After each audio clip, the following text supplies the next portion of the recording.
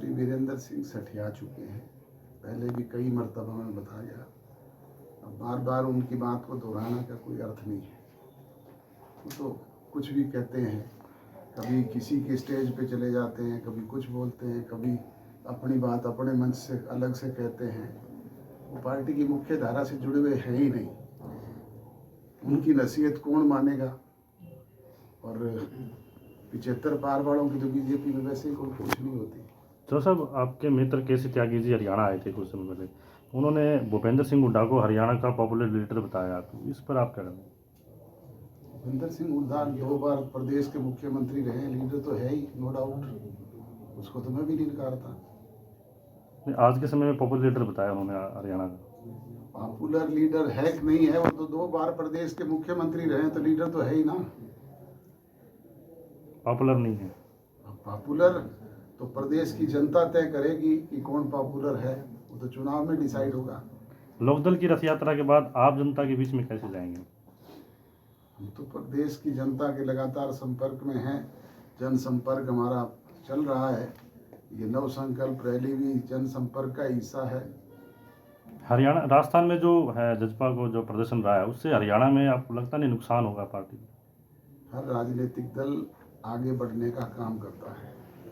यही भारतीय जनता पार्टी जो आज सत्ता में है, 300 सीट पे है, ये भी कभी 2 पे थी, इनका भी यही असर हो जाता था। तो ये तो लोगों पे निर्भर करता है किस चुनाव में क्या परिणाम आ गया। विधानसभा का हमारी 10 की 10 लोकसभा सीट 1984 में हारे थे, और 1987 आते आते 85 सीट जीती कि नहीं जीती? नायब सिंह सैनी कह रहे हैं कि 80 सीटों पे भाजपा जीतेगी। क्या ये गठबंधन को लेकर बात की जा रही है या विदाउट गठबंधन की जा रही है? आप क्या कहेंगे, गठबंधन रहेगा? वो ये भी कहते हैं कि गठबंधन का निर्णय करना केंद्रीय नेतृत्व का काम है। आप उनकी उस बात को भी तो साथ साथ देखो ना। विधानसभा तो आप क्या कहते हैं कि जेजेपी और बीजेपी का गठबंधन रहेगा?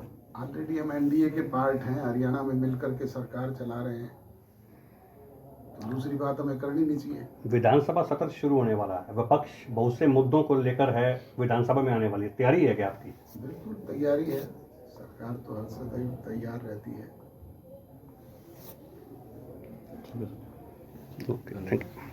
Thank you sir. हमने अपने कार्यकर्ताओं के बलबूते पर प्रयास किया। फैसला तो जनता के हाथ में है। राजस्थान के चुनाव परिणाम देख रहे हो कि हमें नहीं, सभी तीसरी पार्टियों को नकार दिया गया पूरी तौर पर। आम आदमी पार्टी ने भी वहाँ 88 कैंडिडेट खड़े किए थे, सभी की जमानतें जब्त हुई है। दूसरे राजनीतिक दलों का भी यही असर रहा है, लोगों ने 2 ही जगह वोट डाले। आम आदमी पार्टी की हार पर अनिल विज ने चुटकी लेते हुए कहा कि जजपा पार्टी बन गई है, जमानत जब्त पार्टी। अब उसको किसी तरीके से आप लोगों की इच्छा पे निर्भर करता है कि पत्रकार उसे किस रूप में प्रेजेंट करते हैं। उन्होंने क्या कहा है? आपके लिए कहा है या जज्बा?